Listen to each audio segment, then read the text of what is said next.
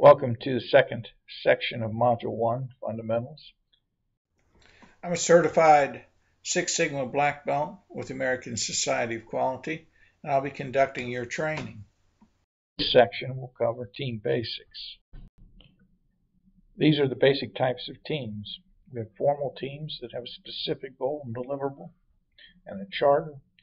Informal teams which are less structured, more ad hoc. Virtual teams which may be made up of people in different geographic locations. Continuous process improvement teams, which will be the main focus of our efforts in Lean Six Sigma, which is usually always a cross-functional team formed to improve a process, product, or system. And then we have self-directed and self-managed teams that work on an ongoing day-to-day basis with a specific operational mission. This is a formal definition of a team. Some key concepts with respect to a team: it's a small number. A traditional size for a team is 6 to 8 people. It's important that the team has complementary skills. They should be committed to a common purpose, and they should be mutually accountable to each other. If you don't have these ingredients, you have probably going to have a suboptimal team. Teaming has a definite value, particularly with complex and chronic institutional problems. When you have a multifunctional team put together by management, directive, and charter, they can better define the problem. They can avoid unintended consequences to other stakeholders in the organization, unintended consequences to the respective departments, and they can formulate more solutions that will better address root causes and integrate them to get a sustained and root cause solution. This is the fundamental information about teams that you'll want to remember as a yellow belt. And when you're taking any exams on this, this is likely to be standard examination information.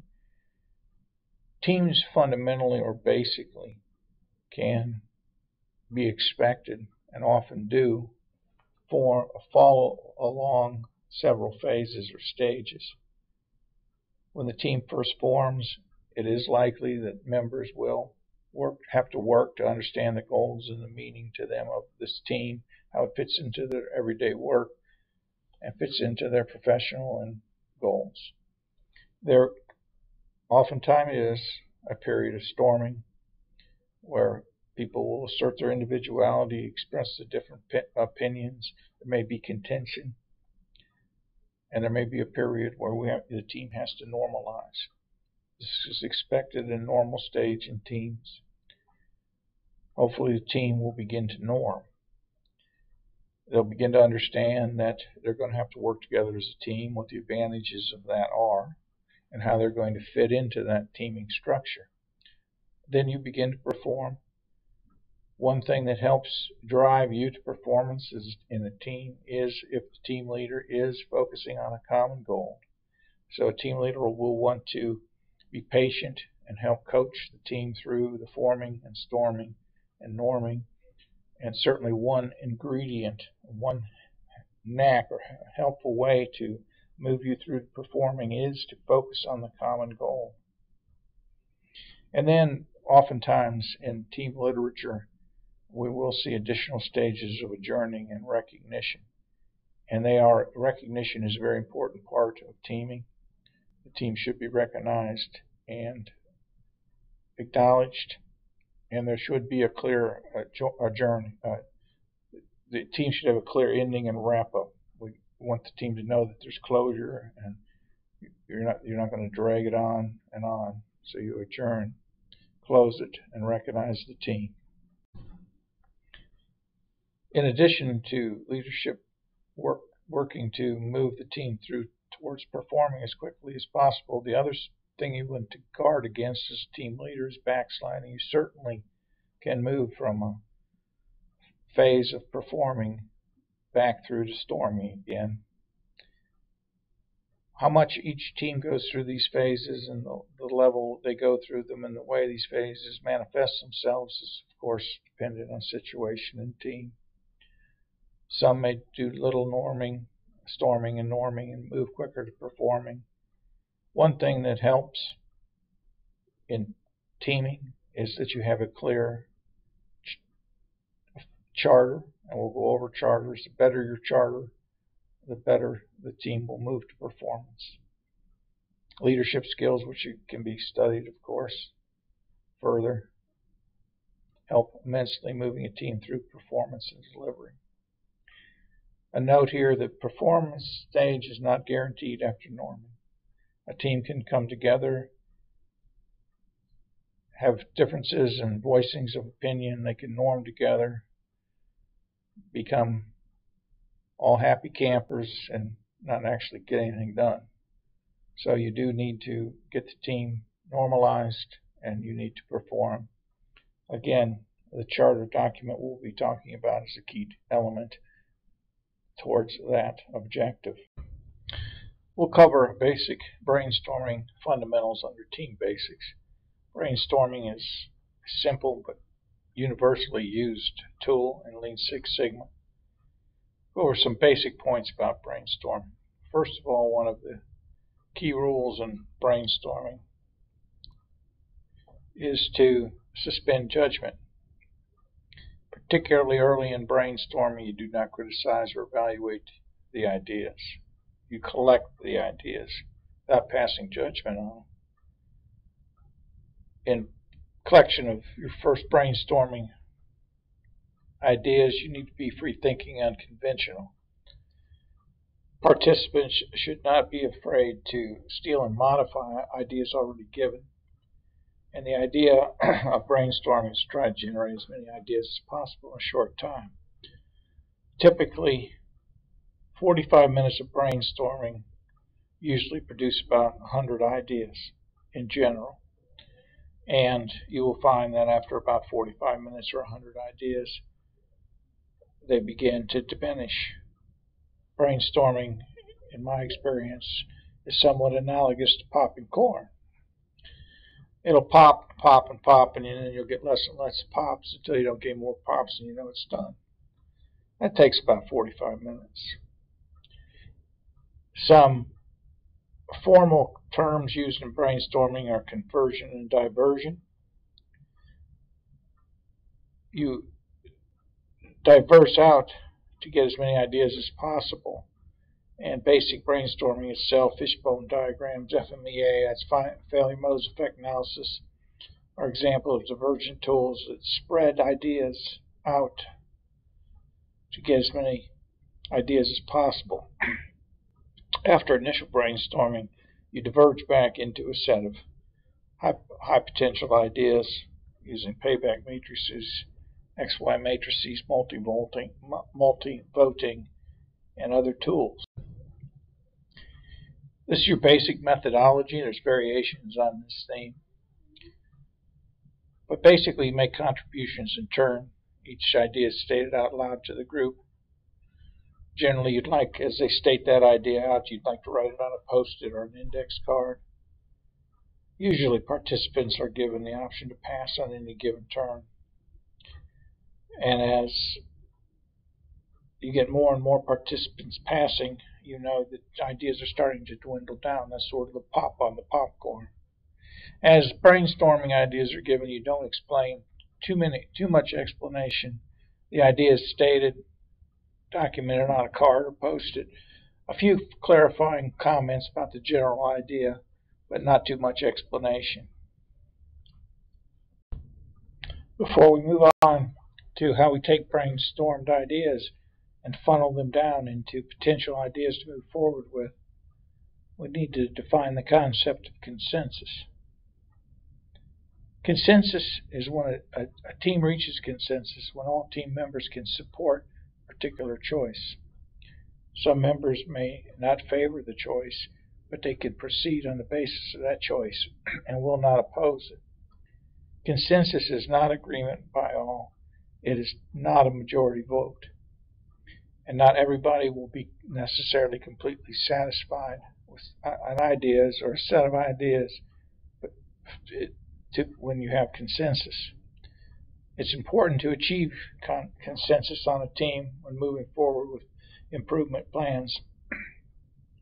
Everyone should at least be willing to support the idea and move forward with it. If you have flat-out disagreement with an idea, it's probably going to be difficult to have optimal improvement. Now we'll go over a typical and standard way of obtaining consensus on brainstormed ideas, consensus with respect to their potential payback or their potential rating as a good, bad, or an idea that should be proceeded with. The way we typically could do this is a leader states each idea from the post-its or index cards or whiteboard, and there's a group discussion on each idea. And the leader will rate the idea for placement on a payback matrix, which we'll show on the next slide. The leader will try to get a consensus on its rating, whether it's a good idea or a mediocre idea or a bad idea, and he will place it on a payback matrix. If during this process of consensus new ideas are generated, they should be added to the list of ideas and discussed. Now, after the leader gets a consensus on whether it's an A or B or C or D rating, he will place it in a matrix.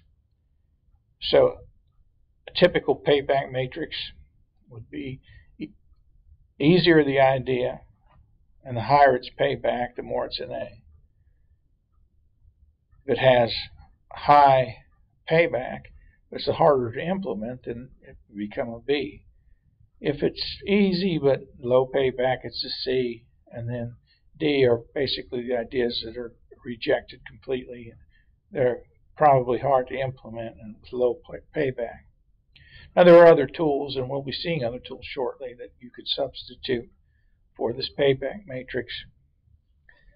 But this is a typical way of taking ideas, getting a leader to get the group to agree whether they're a good idea, a mediocre idea, a bad idea. And you would like to group ideas together so that if you have a group of like ideas, you might be able to put them together as one idea with several characteristics to that idea. Now here's another type of tool that is very prevalent in improvement processes in many different forms and many different phases of the improvement process. Its simplest name is an XY decision matrix. Matrices like these are also called Pugue matrices, or they're called prioritization matrices, they're called voice of the customer matrices. These type of matrices are the main part or the key engine driving quality deployment, quality function deployment matrices, or house of quality. They're the main part of that. So this simple type XY matrix is seen in many forms in process improvement. In this case, we're showing it here in Team Basics, where you might use a tool like this instead of the simple payback matrix with the ABCD we saw. You might be able to, if you want to take a little more time, use this. This is usually done in Excel. What you usually have, and sometimes the columns and rows are interchanged depending on the matrices, but what you usually have is either, in this case in the rows, we have criteria. It can be voice of the customer, what's important to the stakeholder or the customer, or what's important to the management. It's what you need, and that's usually what's always weighted. So had that been in the columns, there was pink, the weighting would have followed it. So when you see XY matrices, your what criteria or your dependent issues are always the ones with weighting. So here we have ideas on how we're going to accomplish some kind of criteria. And what's important to us in this little example is something we want to be profitable. It's important to us that we don't need new equipment. We don't need new training. We want some ideas that are going to reduce man hours and reduce floor space. And there you see we have a weighting. The most important things to us to achieve, the most important dependent things that we want to achieve, they're going to be dependent on these ideas, we see profitability and reduced man hours get 5s as a weighting. And no new training needed. Well, we see that that's only a weight of 1. So that's not a huge player. So now we have, in this little example, we have some ideas on how to increase these what's critical to us, or we believe is critical to quality. And we've listed here the 5 things there that we focused on that were critical to us. So we could buy a new machine, we could do target repairs on machinery, we could refurbish machinery, we could run that's a single minute exchange of dies program. We'll go into that. We could have set up TPM, a total preventive maintenance program. We could do Kaizens. Don't worry too much about what these ideas represent in great detail. They're ideas to achieve this criteria that we want, and they're weighted. So if we buy a new machine, the team, and they're rated there in the yellow, we say, well, that's a 5. That idea is a good idea for profitability, and it doesn't really do much for us in the others. That's why they're blank. Targeted repairs, the team thought that a 1 was important. It was a rank of 1 with respect to profitability. Obviously, targeted repairs is a 5 with respect to not needing new equipment. It gets a high rating. And we don't believe that targeted repairs is going to require much new training. And the 2 blanks apply. We don't think the targeted repairs affect man hours or floor space, and so on. So we score each rating against each of the criteria, and we get a total score. So we see in this example that running single minute exchange of dies is actually a Kaizen events, which are rapid improvement events. They scored a 60 with the highest score rating against this criteria we want. So this would imply that the team feels that Kaizen events are going to do the most to achieve profitability, reduced equipment, reduced training, reduced man hours, reduced floor space. The second best idea that's being considered at the moment for this criteria there is running a single minute exchange of dies program. So there's a specific example of which there will be infinite times you will see this or some form of this. You'll see this kind of thing again in this training. You'll see it throughout any journey, throughout your journeys in process improvement. You'll see matrices of this nature. Now, another very common way of taking brainstorm ideas and reducing them down to potential ideas to move forward with is multi-voting, also, and nominal group technique in GT. Now, a lot of times these 2 methods are presented separately, but there's a pretty fine line between multi-voting and nominal group technique. And the way these techniques work is you use them to rank brainstormed ideas. The variations of this technique are listed here. A typical way of multi-voting or executing nominal group technique is to give each member a certain number of votes. The rule of thumb is a number of votes equaling 1/3 the number of ideas. So you take the number of ideas and divide by 3, and you'll get the number of votes. So here we had 30 ideas, and we would divide by 3, so they should have 10 votes. The notes here, they should have 10 votes. Now you can go up and you can place either on a board, or on the wall, or on paper. You can place 1 vote per idea of choice. So of the 30 ideas, each member getting 10, you'll get multiple votes for each idea to rank them. A variant of that is you're given 100 points. You can divide the points among the ideas, or you can rank the ideas from highest to lowest. So that might work better if you had a less number of ideas. So 10 ideas, you'd rank them from 10 to 1, or 4 ideas from 4 to 1. And this can be done silently on paper, or by surveys or emails, or done up on the wall where everybody can see the voting. The variants on this basic idea are probably endless. Now, force field analysis, also known as barriers and aids, or barriers and aids charting, is often used to help make decisions. It helps you decide the relative merit of an idea by analyzing the forces for and against the change or improvement. And it helps you communicate the reasoning behind your decision for accepting an idea as high potential or less potential.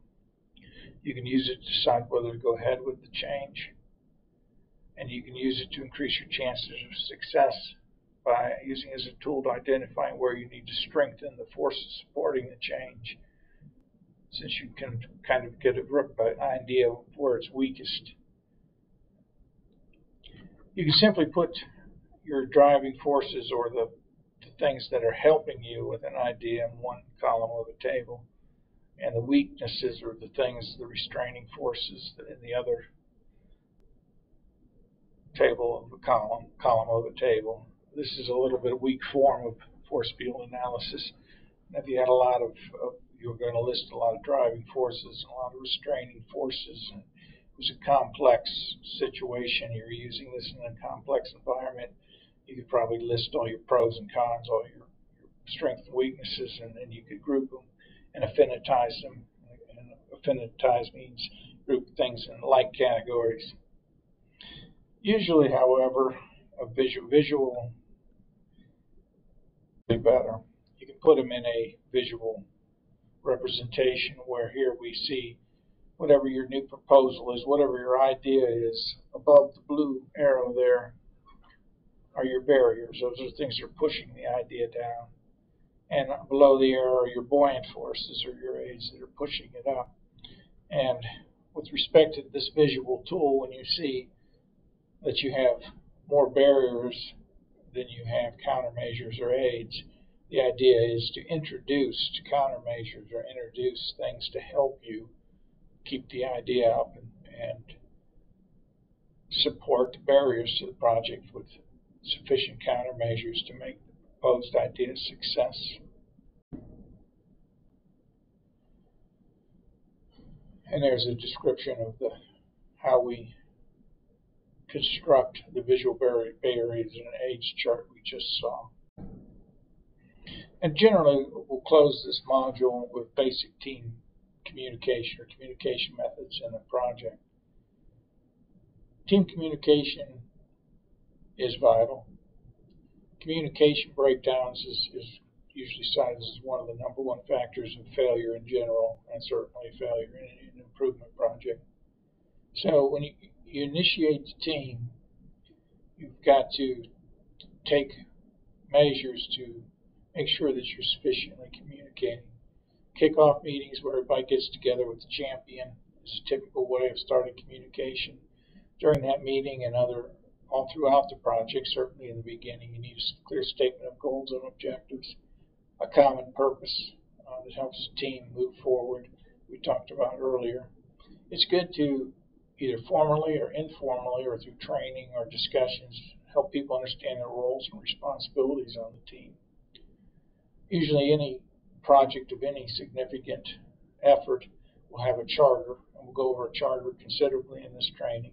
Very important document. It's a foundational communication document. And in early meetings with the team, as you go through your forming and storming, one thing that helps is you start establishing norms early in the communication process and have discipline to maintain those norms. Basic team management. Being on time is always, in most environments, in most organizations, very conducive to helping the team discipline and moving forward towards results. You want to maintain order in your conversations. Obviously, professionalism at all times would be expected in most all organizations, and certainly any organizations that are trying to attain excellence. You want to assign tasks and accomplish them on time. We're going to go over project management tools such as Gantt charts that help you with that. You want to give attendees advance notice of meetings. You want to encourage participation in each meeting. Follow a prepared agenda. You want to keep the team updated. and the champion and all the stakeholders appropriately updated. And remember, in team meetings, the leader controls the meeting and keeps the team on track. He's the one basically responsible to plan and organize, take control of the meeting, and summarize and follow up. Now, I have some slides that probably are auxiliary to core yellow belt training here on. And certainly you can look at this information to lecture through them in this narrative portion of the PowerPoint, but you can take your class notes, tips, standard information for running meetings. I will say, though, I will talk about team meetings, what I consider maybe the knack or some advice I would give, having been through countless meetings. Again, the leadership, the leader, the chair of the meeting, he's a ringmaster. He has to be assertive and keep the meeting under control. I would always recommend you start on time and end on schedule. It is, in my mind, essential to have an agenda and minutes.